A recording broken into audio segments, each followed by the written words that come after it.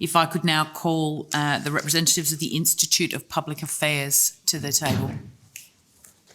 Morgan Begg, the Director of the Legal Rights Program at the Institute of Public Affairs. Daniel Weil, Deputy Executive Director of the Institute of Public Affairs. Thank you. And to begin with, I was hoping the opportunity to make a brief introductory remarks, if that's okay. So if I'll do that first and then get to your questions. Easy. I'd like to make some brief remarks on the research that we have undertaken on the economic, social and humanitarian consequences of legislating a net zero target by 2050. The policy of net zero will impose significant and irreparable economic and social damage across Australia, with regional Australia most affected. IPA research has shown that under net zero, at a minimum, all coal, oil and gas projects in the construction pipeline will need to be cancelled. This will come at the cost of at least $274 billion in lost economic output, around 14% of Australia's annual GDP, and will cancel close to 500,000 jobs. The biggest impact will be felt in North and Central Queensland and the Hunter Valley. North Queensland could see up to 125,000 jobs cancelled, which is the equivalent to around 25 years' worth of local job creation. Net zero, which the legislation before us codifies, risks further driving up already rising electricity prices for families and small businesses. Under net zero, at a minimum, a further 6 large coal-fired power stations are scheduled to close by the year 2030. These stations currently generate approximately 1/5 of all energy supply on the national energy market.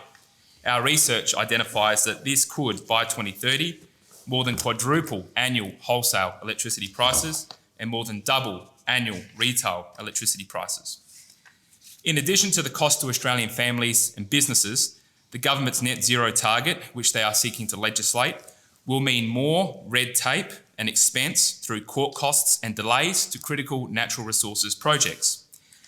As the legislation before us stands, net zero targets and the goals of the Paris Climate Agreement would become, quote, relevant considerations that a minister would need to take into account when making an approval decision.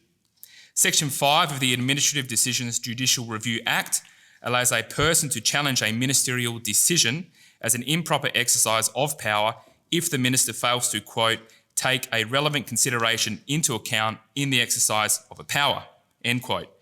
This, combined with Section 487 of the EPBC Act, which extends legal standing to environmental groups to challenge projects, would mean environmental activists could be able to challenge any carbon-emitting project on the basis that the minister failed to consider how that project could contribute to or detract from the meeting of the legislated net zero targets of this proposed bill. Relatedly, I would like to refer to Senators. Sections 4, 5 and 6 contain a ratchet clause that allows Parliament to increase emissions targets allows the government to increase those targets without approval or debate in Parliament, whereas reducing or repealing those targets would require separate legislation. The last point that I would like to make goes to the definition of net zero itself. What is net zero emissions by 2050?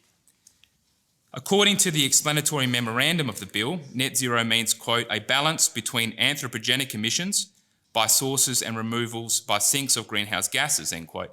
If net zero is the goal, it's unclear why only anthropogenic activity is included.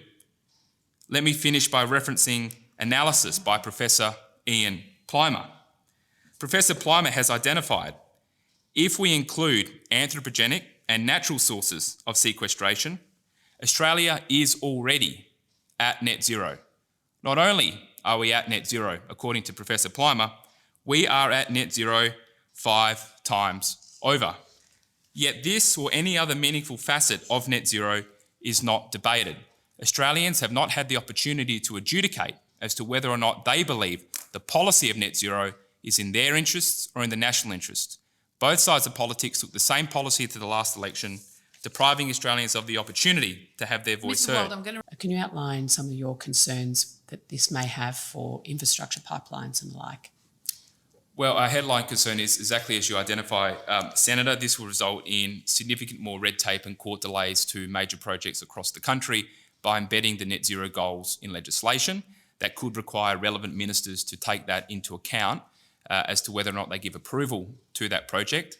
And under the current legal standing provisions, as you know, green groups are able to challenge ministerial projects, ministerial approvals in court if they consider the unlawful consideration to have been given. Why haven't other countries legislated? They've just updated their Paris target as they're able to do. Well, it's a good observation. I think you're right. It does add to sovereign risk, and the legislation of the target embeds that in law, which then opens up the potential court proceedings. So that's the main concern from a legislative target perspective. So the Paris Agreement, the treaty alone does not cause any sort of meaningful legal consequences, but by legislating it, that does put it into the bedrock of Australian law. And the other point I'd just quickly add is, I think it was in 2015 when we signed on to the Paris Climate Agreement, the IPA was very clear that the Paris Climate Agreement was not in our national interest and that we shouldn't have signed up. And we've argued with our research and our analysis ever since that we should be withdrawing from the Paris Climate Agreement and not enmeshing ourselves and undermining our sovereignty by embedding our emissions policies and having that influenced by international organisations. So perhaps I can go back to my first question, which do you believe that climate change is real and feel that that we should not take action, or do you not believe that the planet is warming and therefore don't believe we should take action? Of course, climate change is real. Climate changes all the time and has been since time immemorial and will continue to do so. The issue that's before us today is the policy of the government, which is legislating net zero by 2050 and a 43% cut by 2030. The first point that I make is the costs of this and who will pay, how much they will pay in our community need to be discussed, and they haven't been debated. And the key point here, as I mentioned before, is that Australians have not been given the opportunity to have their voices heard. We know that almost every single major institution in our society has had an opportunity to have their voices heard. We know the big banks back in net zero. We know that big corporations back net zero. We know that the major international financial institutions back net zero. We know that the UN backs net zero. But why haven't Australians had a chance to have their voice heard on this issue, which is them that will be affected? It's not the inner city elites in Sydney or Melbourne and Brisbane. It's working class, middle class Australians in the outer suburbs and the regions that will pay the price, yet their values, their views, their aspirations are ignored by the political class. There are those of us who would say that everyone had a chance to vote at the last election, even those people who don't live in the elite suburbs.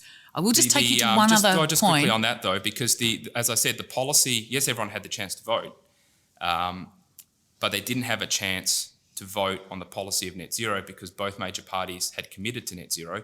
Yes, I accept that there are differences in how both parties said that they would aim to get to net zero, but we have not had the opportunity to have a clear election on whether or not Australians want the policy of net zero. And I'll just add, when we ask Australians, do you want net zero? They don't. We ask, do you want to pause the policy of net zero, as what happened in the United Kingdom? 61% of Australians said, yes, we want to pause the policy of net zero emissions. So when we ask Australians, it's very clear that they don't support the policy of net zero. And it's disappointing that the political class doesn't want to garner the views or listen to the voices of mainstream Australians. What sort of impact could that have on Australia's sovereignty, and what? We'll start with that one and go from there. So, Perhaps I'll address that. So the combined impact of clauses 10.4, 10.5 and 10.6 is that the executive will be given the authority to amend its nationally determined contribution to the Paris Agreement, but that it can only increase its commitment. It can only be more ambitious. But to wind back that commitment or to abandon that commitment altogether would require a separate piece of legislation.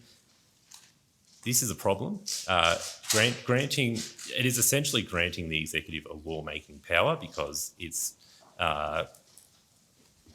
determination about the nationally determined contribution would change the content of law and would have serious legal consequences, as we've outlined. The other so you're saying the government of the day could just go, well, we've legislated 43%, but we've changed our mind, we're going to go to 65%.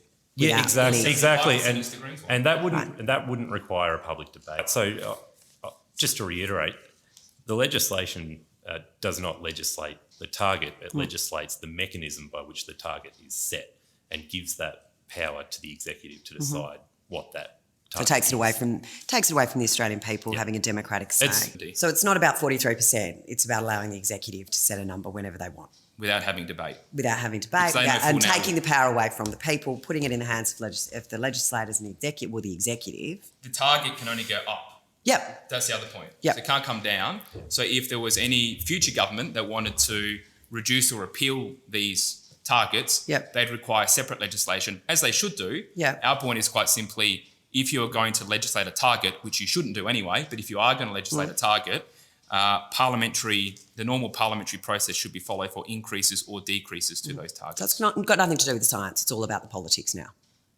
I'll take that as a comment from you, if that's okay. I think you can take that as a comment. Maybe, That's fine. Maybe the last 10 That's years chess. were all about politics as well. Well, I think it's going to continue to be about politics, because apparently now we're not allowed laughing gas when we're in Labor, because the carbon emissions have knocked us too much. No, I kid you not. The Greens in South Australia are trying to Okay, ban. can we have some order? Can you, or Mr. Begg, give us some insight in what sort of checks and balances we need around these sort of policy settings to ensure that the Parliament and the people are rightfully informed about the impacts of climate policy going forward? Yeah, I'll address that first. So I am quite concerned about the checks and balances angle that you've described. In particular, clauses 15 or 16 of the bill, which confers on the Climate Change Authority this responsibility to advise the minister in developing a new nationally determined contribution. I read that as a kind of legislated institutional mechanism to encourage higher targets over time. Interesting case, decision still pending in New Zealand, actually, where an environmental group challenged the Climate Change Commission in that country on the basis that it violated the law because its recommendations for emissions cuts to the government were insufficient and incompatible with their targets under the Paris Agreement. So, and I see for the Climate Change Authority being provided for in this bill is completely applicable to what's happening in New Zealand. I see that happening here as well. So over time, I think rather than checks and balances, you're getting institutions which are essentially encouraging the government to go further. So would there be an agency in our current governance arrangements who would be much more appropriate to be doing that regular assessment rather than almost setting up a ratcheting mechanism as a result of this legislation? I think your proposal, Senator McKenzie, makes a lot of sense in terms of the Productivity Commission looking at these issues. And look, I'm terribly concerned what this is going to do to jobs around the country. We're consistently told that there'll be new jobs. Where are they?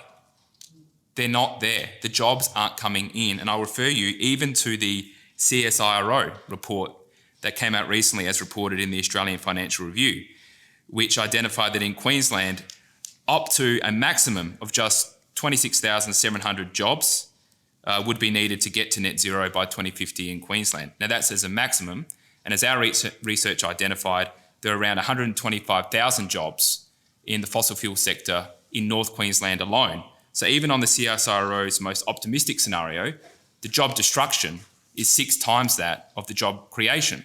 So that when we talk about finding new jobs for the communities that are affected, the jobs aren't there, and the minuscule number of jobs that are there are low paying.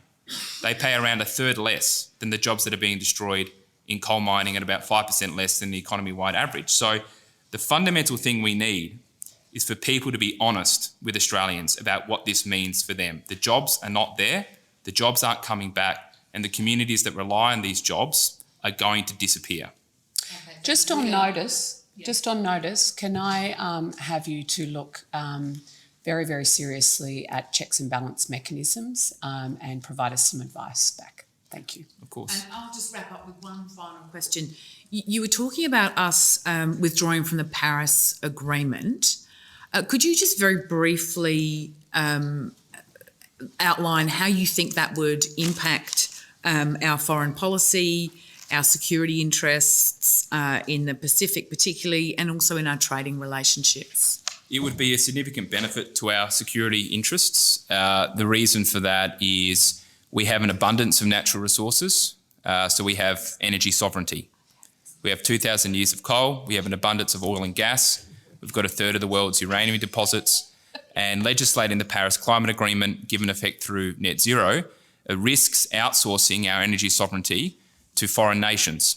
80% of our solar panels come from China, for example, and all we have to do is look at what is happening in Europe to see the devastating and serious impacts of what happens when a nation unilaterally and voluntarily outsources its energy supply to foreign nations. So withdrawing from the Paris Climate Agreement not only would regain Australia's competitive economic advantage on the world stage, not only would it reduce energy prices, but crucially, it would secure our domestic energy supplies, and that is of particular importance in the Asia-Pacific region now when it's such a volatile part of the world.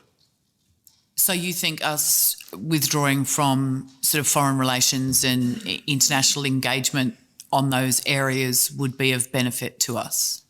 I'm talking specifically about the Paris Climate Agreement, and I think absolutely yes, for all the reasons that I've outlined. Okay, fascinating. Thank you. Thank you for your evidence today. Thank you for appearing. If you have taken any questions on notice, the date for return is Tuesday, the 23rd of August.